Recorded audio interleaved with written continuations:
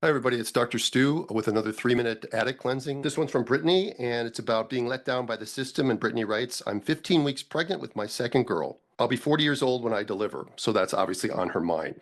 I don't know, a seed planted by somebody. My first child will be 3 in May, and the reason for cesarean with her was frank breech.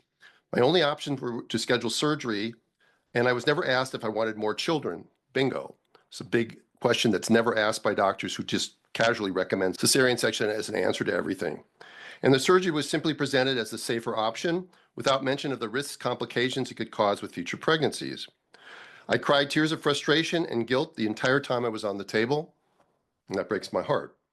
I met this OB for the first time in the morning of the section, and I never saw him again once I was taken out of the OR.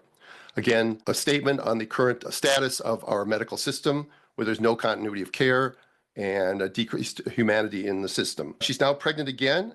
She says, I wanted to write to you after my second trimester prenatal visit yesterday.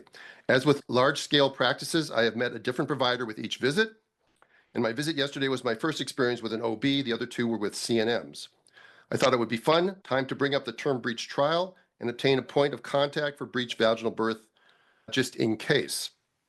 After quietly listening to me, I wish that I could have taken a picture of the wide-eyed, open-mouthed, deer in headlights look that this OB gave me when she realized I was asking about a first-time or primate vaginal breech birth.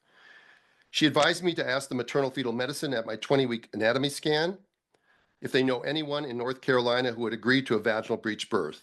She thought she may have heard of someone, but he's pretty old. The OB also mentioned the 36-week growth scan with the MFM, which thanks to you, I told her in the absence of any other red flags at that time, I was planning on refusing. Now, why she brought up the doctor at 16, 17 weeks, a 36-week growth scan, beyond me, but good for Brittany.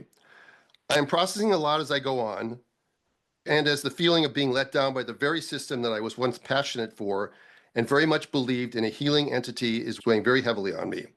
I want to thank you for being unafraid to speak out against industry norms and standards of care.